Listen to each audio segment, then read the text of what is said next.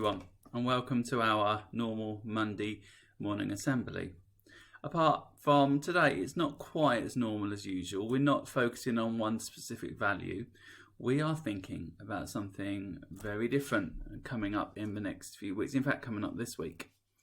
I'm going to let you into a little secret about me now. I absolutely hate waiting. I can't stand it.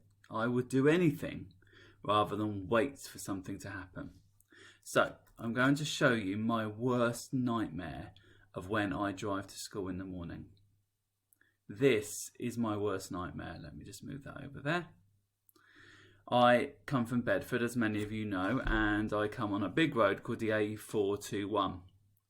And it's a dual carriageway, which means there's two lanes in each side. And sometimes I get on there and it looks a bit like this.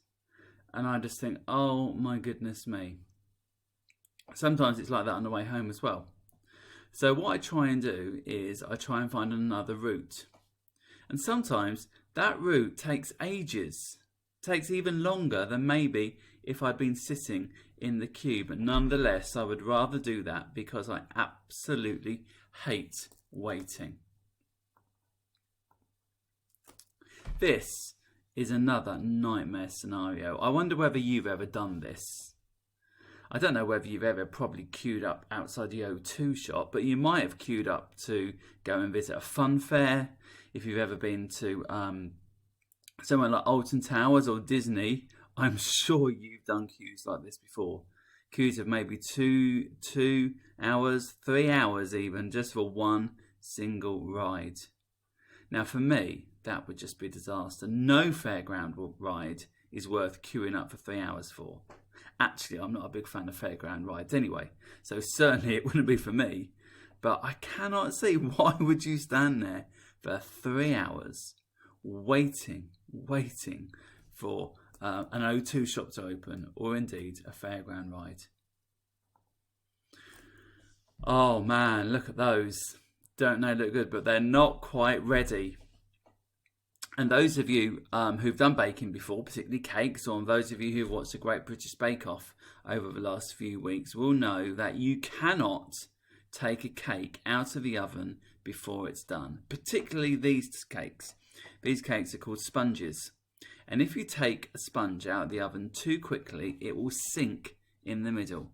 And it will not taste nice, and it will look nice. And it won't look nice either. You have got to wait. And if you're hungry, I can tell you, it's agony waiting for the cakes to be made. I'll let you into the secret. I'm actually recording this at home on Sunday evening, and my dinner that I've cooked is in the oven, and it's smelling delicious. And I can't wait to eat it. But do you know what? I'm going to have to, because it's chicken. And if you take that out too early and then you eat it, you get very, very poorly. You don't want to be eating chicken before it's cooked. And the same with these sponges. You don't want to be eating them before they get cooked. It is a case of waiting. And it just seems like forever if you're hungry. Now, I'm sure quite a lot of you are waiting for December the 18th, because that's when school finishes. I bet some of you have got a little countdown on in your house or in your bedroom waiting for December the 18th. I bet it seems like forever. It does for some teachers as well, let me tell you. We can't wait until December the 18th, but we will have to. We will have to. How many days till my birthday? Well, my birthday was in August, so I've got absolutely months to wait. But sometimes when I'm on the gate in the morning, there'll be some children who walk past me and say, oh, it's 10 days till my birthday. And then the next day they'll come, oh, it's 9 days to my birthday. Oh, it's 8 days to my birthday. And they're waiting and waiting and waiting. And sometimes they will say to me, oh, it just seems like forever. How many days till my birthday? It is a ridiculous amount of waiting around, isn't it, for that one particular day when it's your birthday. The thing that you've been waiting for nearly all year. What about this? Oh my goodness me. I am waiting till we can go on holiday again. I'm waiting till I can go to the beach on a sunny summer's day just like that. That looks absolutely wonderful. I've got to wait for ages and ages to go there. Now that phrase at the bottom, if you can read it, it says, "Are we nearly there yet?" I wonder how many of you have said that on a car journey. On a car journey to go and visit your family, or a car journey to go on holiday or to somewhere nice. Are we nearly there yet? And whoever's driving the car will probably say, "No, be quiet." And about 5 minutes later, you want to say, "Are we nearly there yet?" When my children were young, we used to take them to France quite a lot. And it used to take us 12 hours to drive to France. And we'd put them in the car in Bedford, and about 2 miles down the road, after about 5 minutes, they'd say, "Are we nearly there yet?" "No, we've still got 11 and a half hours to go. Go back to sleep." But they couldn't, they would just find it so hard to wait to go on holiday. And that's the problem, isn't it? When we really want something, it seems like the waiting is unbearable. It just takes forever. So, Christmas now. My goodness me, we're all waiting for Christmas, aren't we? We're waiting to see our Christmas presents.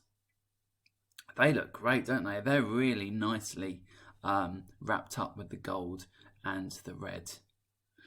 And we've all got to wait. We can't make that any quicker.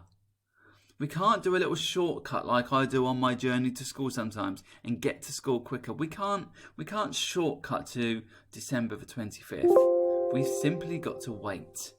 And that waiting can seem like absolutely ages. Now, in our house, we have this candle on the left-hand side, and it's called an Advent candle. You may have an Advent calendar. Here's a very posh one, actually, that I found on John Lewis' website, actually. And you can see that both of them have a countdown on their numbers from 1 to 24. And that's the countdown that we start this week when we're counting down to Christmas. And the word that I said before to describe the calendar and the candle is Advent. And Advent means preparing and waiting. And that's certainly something that we're all doing at the minute.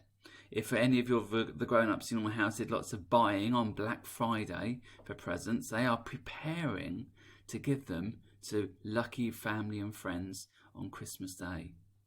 We're certainly all waiting, aren't we, for our presents on Christmas Day. And so that word Advent, you've probably got a chocolate Advent calendar, is meaning waiting. We're counting down. And every day on the calendar on the right, or on that Advent calendar that you will open a door or tear open a little foil packet, and you will get a chocolate or a sweet or a little message or a picture or something inside. On the left, every time when we have dinner, we light the candle, and the candle goes down one day every day until we get to the bottom. And Advent means waiting. Now, the whole point is we're waiting for December the 25th. Christians all over the world, and loads of people of other faiths and no faiths at all, are looking forward to December the 25th, where that's the day when Jesus was born. And that's the whole point of Advent, that we're waiting for the day of Christmas to arrive. It may seem absolutely ages away, but it's not. It's just in a few short weeks. So during the season of Advent, during the month of Advent, get yourself ready, get yourself prepared for that very, very special day. Now, your teachers now are going to play you a YouTube video. It's just a short advert from John Lewis that was released 9 years ago, and it is called The Long Wait. And it shows a little boy waiting and waiting and waiting until Christmas Day. But he's not waiting to receive a present, he's waiting to give a present. And Advent, and waiting for Christmas, is about giving as much as receiving. Have a good Advent month. Have a good time of waiting and preparing. And I hope if you have got an Advent calendar, it's a very nice treat for you this week. Okay, have a good day, everyone.